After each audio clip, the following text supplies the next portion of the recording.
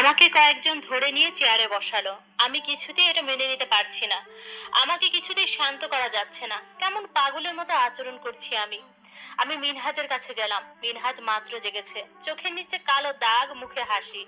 অথচ এই মানুষটার ভেতরে এই ভয়ঙ্কর একটা রোগ বাসা বেঁধে আছে। আমি মিনহাজকে জড়িয়ে ধরে কান্না করে দিলাম। এমন অদ্ভুত আচরণ দেখে মিনহাজ বলল, কি হয়েছে, কাঁদছো কেন?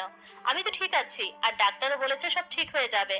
এখন এসব কঠিন রোগেরও অনেক চিকিৎসা আছে, তুমি কেঁদো না প্লিজ। আমার মুখে নেই কোনো শব্দ, নেই কোনো অভিযোগ, তবে চোখে অভিমান প্রচুর। আমার চোখ দুটো বলতে চাচ্ছে, আমি এই কয়দিনে সত্যিই তোমাকে খুব ভালোবেসে ফেলেছি। তোমাকে ছাড়া আমার একটা দিনও চলবে না। আমি ভালো থাকতে পারবো না। জীবনের এই অবস্থায় আমি তোমাকে হারাতে চাই না।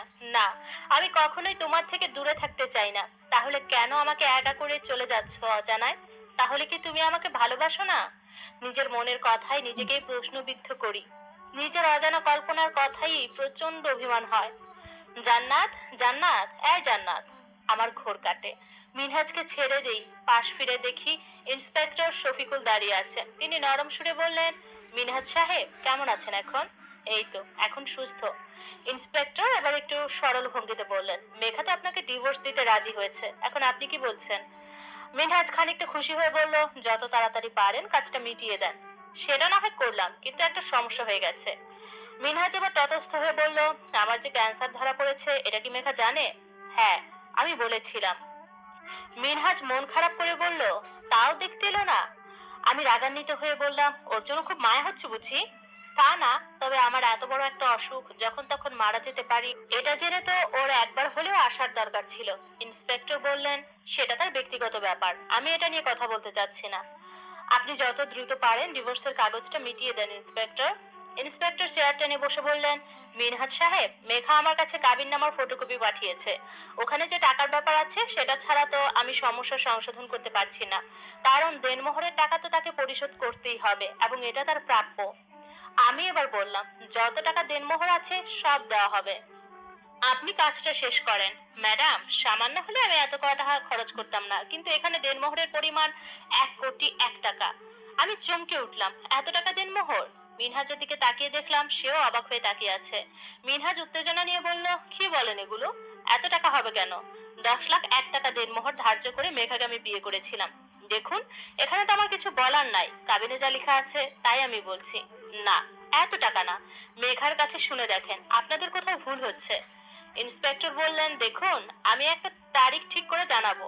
এখন যদি আপনারা না পারেন তাহলে মেঘাকে মেনে নেওয়া ছাড়া উপায় থাকবে না। আজ তাহলে উঠি। ইন্সপেক্টর শফিকুলের কাছ থেকে সবকিছু শুনে মিনহাজের বাবার মাথাও কাজ করছে না। এত টাকা কোথায় পাবেন, তার মাথায় শুধু এই চিন্তাই ঘুরপাক খাচ্ছে। আমি শ্বশুর আব্বুকে বললাম সবকিছু, যদিও তিনি আগেই সবটা ইন্সপেক্টর শফিকুলের কাছ থেকে জেনে নিয়েছেন। আমার কাছে তো এত টাকা নেই, তার উপর ব্যবসায় খালি লস হয়েই চলেছে। কিছুদিন আগে ব্যাংকের লোন শোধ করে আমি এখন শূন্য হাতে আছি। এখনো মিনহাজের চিকিৎসার অনেকটা বাকি, হয়তো অনেক টাকা লাগবে। আমার কাছে যা আছে তা দিয়ে সবকিছু কমপ্লিট হবে না। তিনি মাথায় হাত দিয়ে বললেন, আমি এখন কি করব কিছুই বুঝতে পারছি না। আমি বললাম, বাবা, আপনি এত টেনশন করবেন না, আমি দেখছি কি করা যায়। মিনহাজের খেয়াল রাখবেন, আমার ফিরতে রাত হতে পারে। আমি যত তাড়াতাড়ি সম্ভব চলে আসার চেষ্টা করব। মিনহাজের বাবা অবাক হয়ে বললেন, কোথায় যাচ্ছ তুমি? মা বাবার কাছে যাচ্ছি, তারা যদি কোনো সাহায্য করতে পারে। শুনলাম তারাই নাকি একটু খারাপের মধ্যে আছে।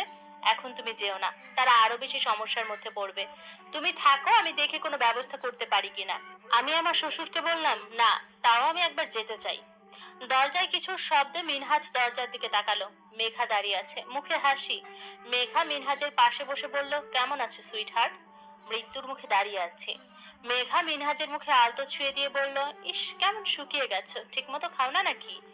আমার এত খেয়াল রাখতে হবে না, তুমি তো খুশি। মেঘা হেসে বলল, আসলে এখানে আমার দোষ আছে কিনা জানি না, ছোট থেকে মানুষের হাতে বড় হয়েছে। এক কথায় মানুষের হাতের পুতুল, যেভাবে ইচ্ছা আমাকে ব্যবহার করেছে। আমি শুধু দুমুঠো খাওয়ার আশায় যে যা বলতো তাই করতাম, এখনো তাই করি। তবে পরিবর্তন শুধু অর্থের, আগে ছিল কম আর এখন নির্দিষ্ট এবং বেশি। তোমার মায়ের সেই দিন বলা কথাগুলো সত্য, যার সুশিক্ষা নেই, ভদ্রতা নাই, সে কখনো ভালো ব্যবহার করতে পারে না। আমিও ঠিক তাই। আমার কাছে টাকা ছাড়া অন্য কিছুর কোনো দাম নেই।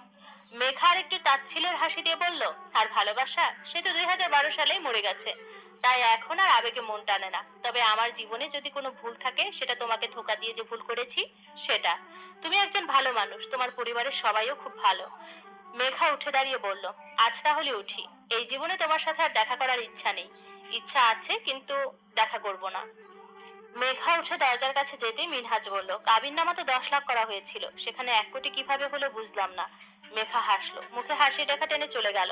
কোনো প্রত্যুত্তর করলো না, মনে মনে বলল, আজ তো একটা বোকা। বাবা, আমার 50 লক্ষ টাকা লাগবে।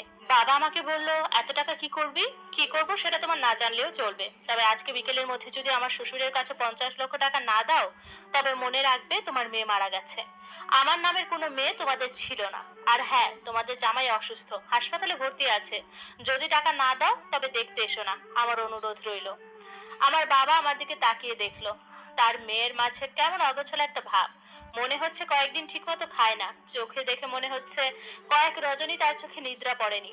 আমি দ্রুত ওই বাড়ি থেকে বের হয়ে আসলাম, উদ্দেশ্য হাসপাতাল। পরের দিন সবার উপস্থিতিতে মিনহাজ আর মেঘার ডিভোর্স সম্পন্ন হলো, যদিও পুরোপুরি না, 6 মাস সময় লাগবে। তবে এখানে কঠিন একটা স্ট্যাম্প করা হলো, এরপর দুজনের কেউ চাইলেও আর একসাথে হতে পারবে না। মিনহাজকে বাসায় নিয়ে আসা হয়েছে। ডাক্তার যখন বলল, আপনারা পেশেন্টকে বাড়ি নিয়ে যেতে পারেন, তখন সবাই অবাক হয়ে পড়ল, মানে এত বড় অসুস্থতার মাঝে বাড়িতে গিয়ে কি করব? ডাক্তার হেসে দিয়ে বলল, আসলে ব্যাপারটা সাজানো, ওনার তেমন কিছুই হয়নি।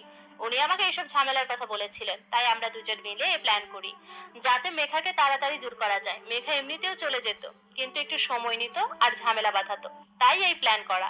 ওনার মাথায় একটু চোট পেয়েছে, ওষুধ ঠিক মতো খাওয়ালে ইনশাল্লাহ ঠিক হয়ে যাবে। ডাক্তারের কথা শুনে আমার মনে এক কালো অন্ধকার জমা ছিল, তা মুছে গেল। যাক, অবশেষে সবকিছু ঠিক হয়ে গেল, আলহামদুলিল্লাহ।